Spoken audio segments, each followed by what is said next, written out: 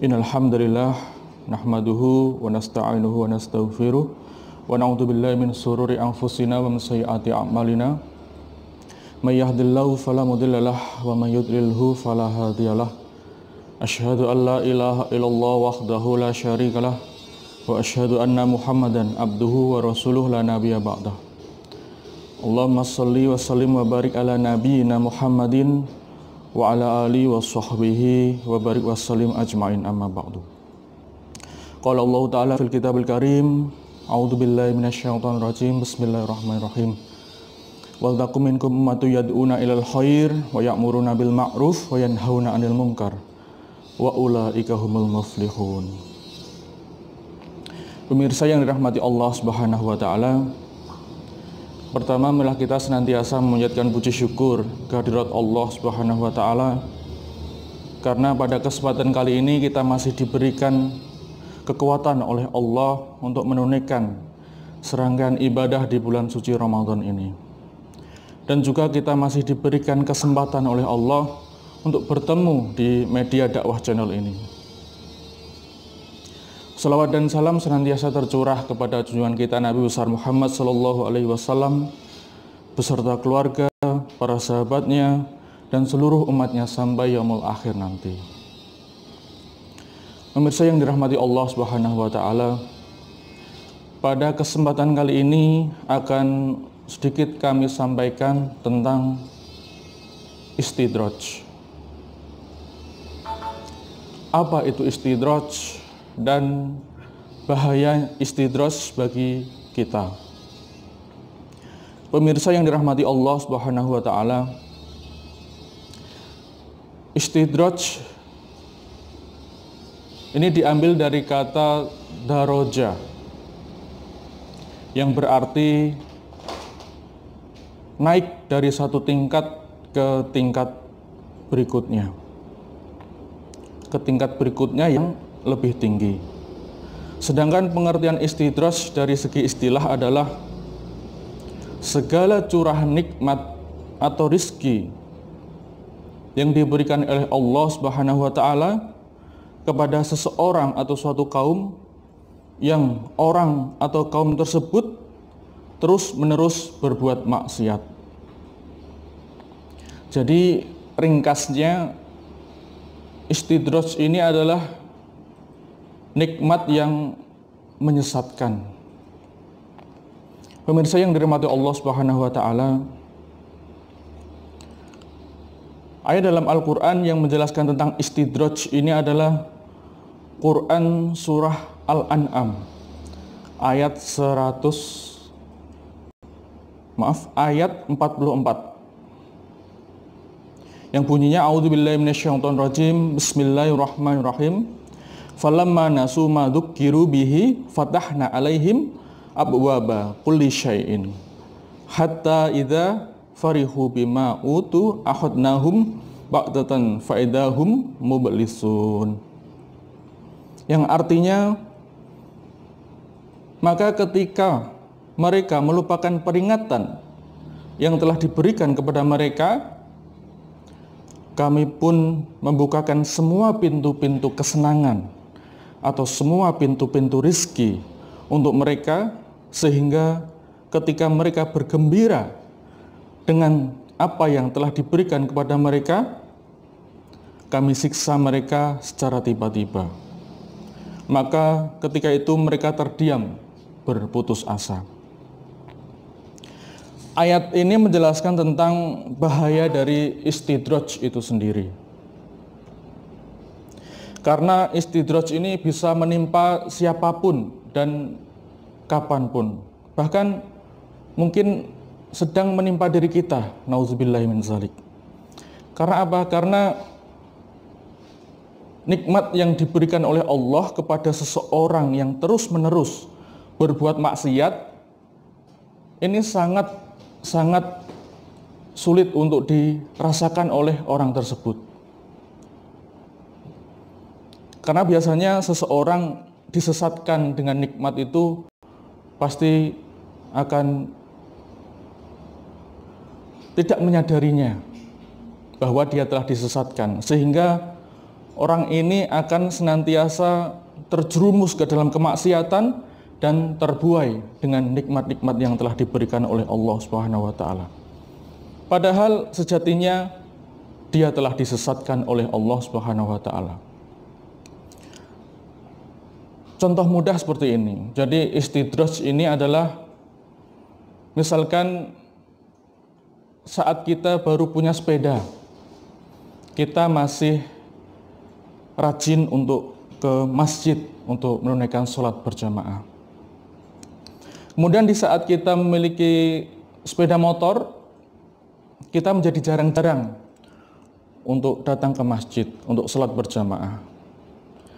Kemudian di saat Allah memberikan kita mobil, misalkan kita belas sama sekali tidak pernah datang ke masjid.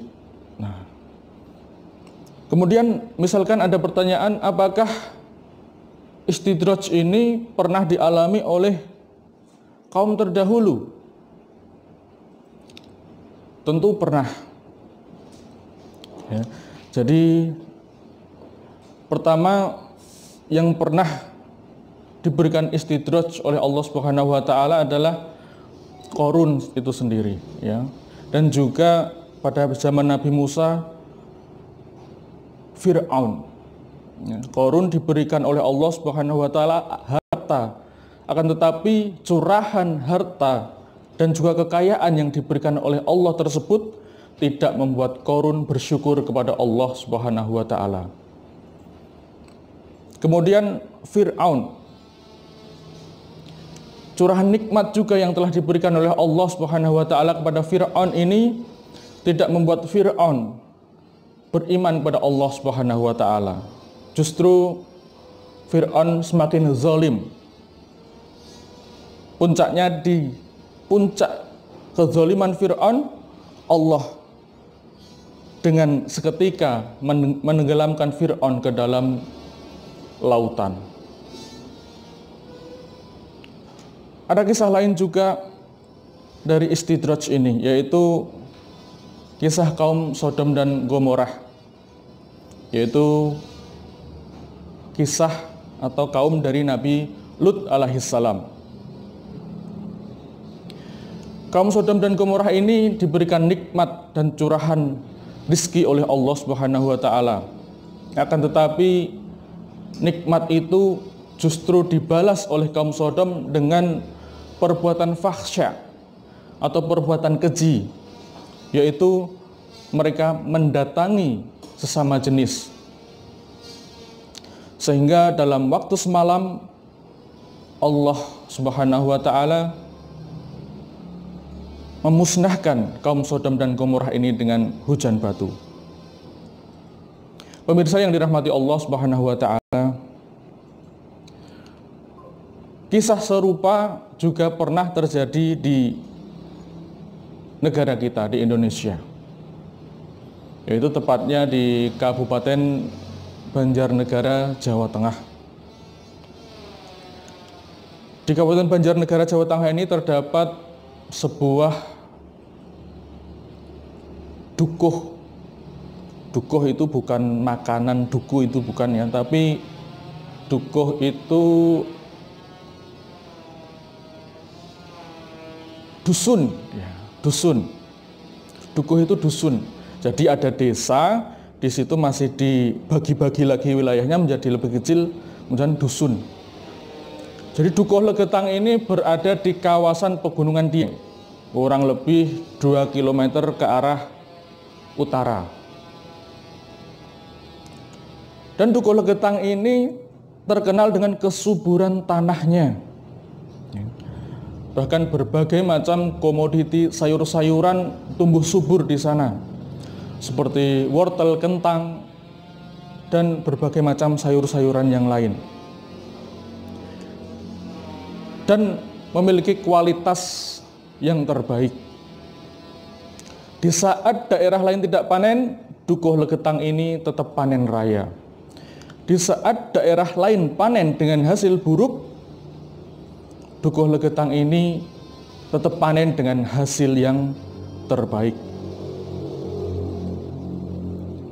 Akan tetapi berbagai macam curahan nikmat dan juga rizki yang telah diberikan oleh Allah kepada masyarakat Dukuh Legetang tidak membuat mereka bersyukur pada Allah Subhanahu wa taala. Justru mereka semakin ingkar, semakin hanyut ke dalam kemaksiatan. Jadi berbagai macam jenis maksiat itu pernah digelar di Dukuh Legetang. Ya, seperti berjudi, minum minuman keras, berzina, bahkan mereka berzina dengan ibu kandungnya sendiri. Mereka juga melakukan perbuatan fahsya seperti yang dilakukan oleh kaum Nabi Lut, yaitu kaum Sodom dan Gomorrah, yaitu mendatangi sesama jenis atau yang sekarang biasa disebut dengan LGBT. Dan mereka juga memiliki kebiasaan setiap malam itu nanggap lengger. Kalau lengger itu kalau di daerah Blora namanya joget atau tayub. Ya. Jadi tari-tarian wanita yang menunjukkan auratnya dan ujung-ujungnya pada perzinaan. Nah, itu mereka lakukan setiap hari. Kemudian puncaknya pada tanggal 17 April 1955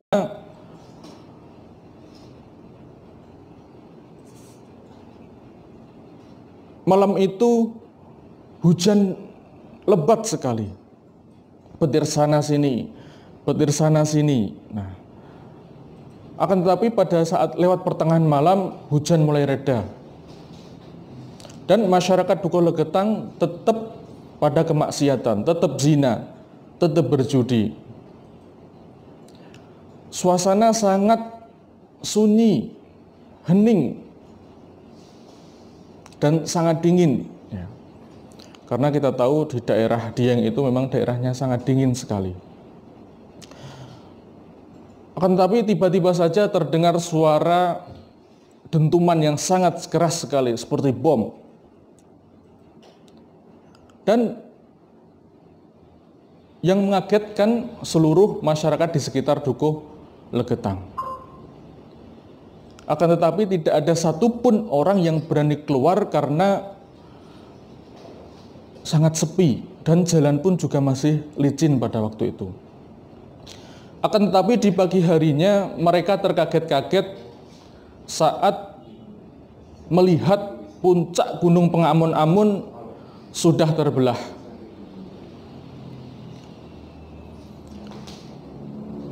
Jadi puncak Gunung Pengamun-Amun terbelah, kemudian berpindah ke atas Dukuh Legetang. Ini bukan longsor. Ya. Kalau tahun lalu 2018 terjadi longsor di Banjarnegara, tapi ini bukan longsor. Kalaupun longsor, padahal di antara Gunung Pengamun-Amun dan Dukuh Legetang tersebut ada sebuah sungai dan lembah. Harusnya ada bekas longsor di sungai dan lembah tersebut, tetapi itu tidak ada. Jadi kesimpulannya apa?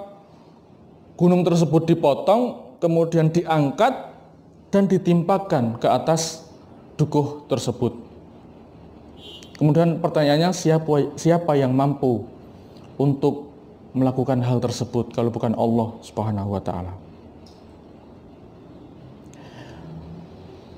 Jadi kalau kita berada di dalam suatu komunitas dan komunitas tersebut terus-menerus berbuat maksiat dan tidak ada satupun orang yang mengingkarinya, maka siap-siap. Siap-siap apa? Siap-siap untuk berpindah dari tempat tersebut. Karena pasti Allah akan segera mendatangkan azabnya. Akan tetapi kalau ada satu atau dua orang yang mengingkari perbuatan maksiat tersebut, maka berterima kasihlah kepada orang tersebut, meskipun dia orang miskin. orang yang senantiasa beristighfar kepada Allah, memohon ampun kepada Allah. Nah, mari kita gunakan nikmat dan rizki yang diberikan oleh Allah Subhanahu wa Ta'ala, kita gunakan di jalan Allah dan kita gunakan untuk mencari ridha Allah Subhanahu wa Ta'ala. Saya kira itu yang dapat kami sampaikan. Semoga bermanfaat. Wassalamualaikum warahmatullahi wabarakatuh.